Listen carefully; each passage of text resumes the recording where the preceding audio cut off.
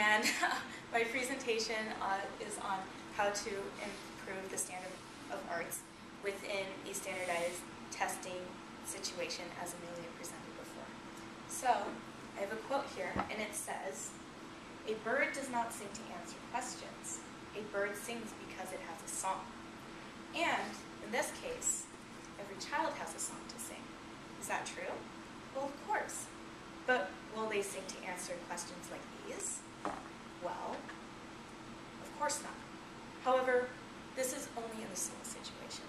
Well, what do these kids do in their free time? They're consuming technology.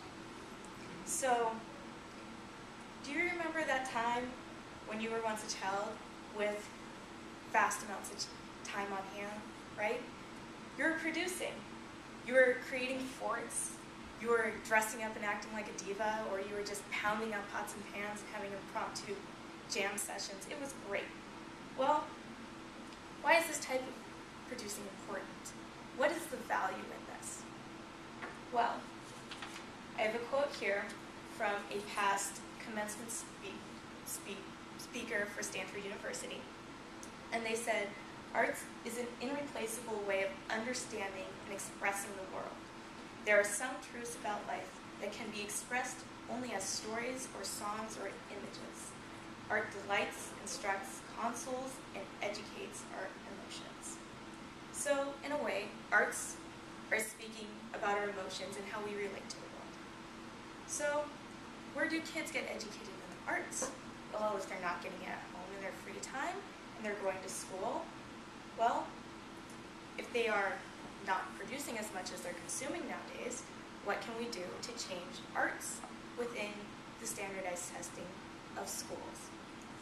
So, I'm taking a look at my own school district, District 38 in Monument, Colorado, and what I'm going to do is I'm going to take this one situation and contribute it to my argument. Well, what is my argument? My argument is taking reform beyond the ideal. So, in this case, I'm speaking about No Child Left Behind and how standardized testing has created a type of reform. Yes, they've accounted for kids and the arts, but I'm going to take it beyond that and see how we can further improve the level of arts education. So, the three things I'm going to cover within District 38 is I'm looking at the arts as it is now in District 38, standardized testing as it is now in District 38, and special education and gifted education in District 38. All these things relate to each other, and so I'm going to go through a sequence and provide you with my own solutions to this problem. So, the arts in District 38. Well, I talked and interviewed former superintendent and current superintendent. Both of them gave interesting perspectives, but altogether they agreed that all students should be well-rounded.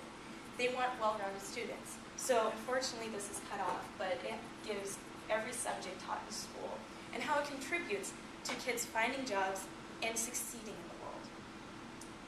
So, in that respect, I took a look at statistics of, well, how are the arts impacted by standardized testing after a decade, because No Child Left Behind was enacted in 2002, and now it's 2012.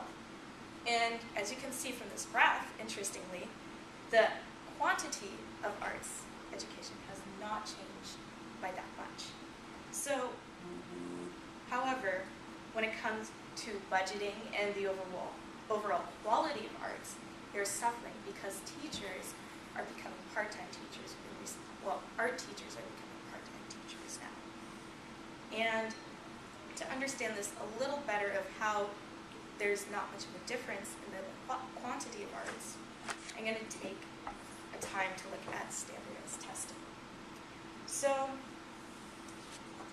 looking at standardized testing in general, we can all agree it's a little silly, and I'm sorry it gets cut off at the end, but it says, "Aha, you don't fit the standard. That proves that the public education is a failure."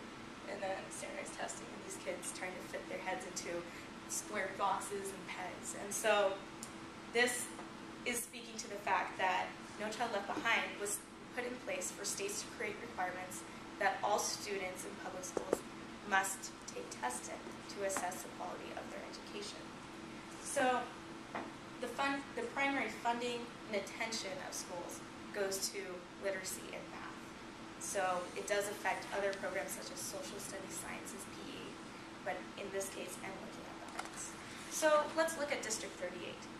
What are their test scores? Well, these are them. 56% proficient in math, 85% proficient in English. So this is based on the U.S. News and World Statistics, and consequently, talking to the superintendents, they said, this actually allows for us to have the arts. So if you have high scores, consequently, you will have the same amount of arts.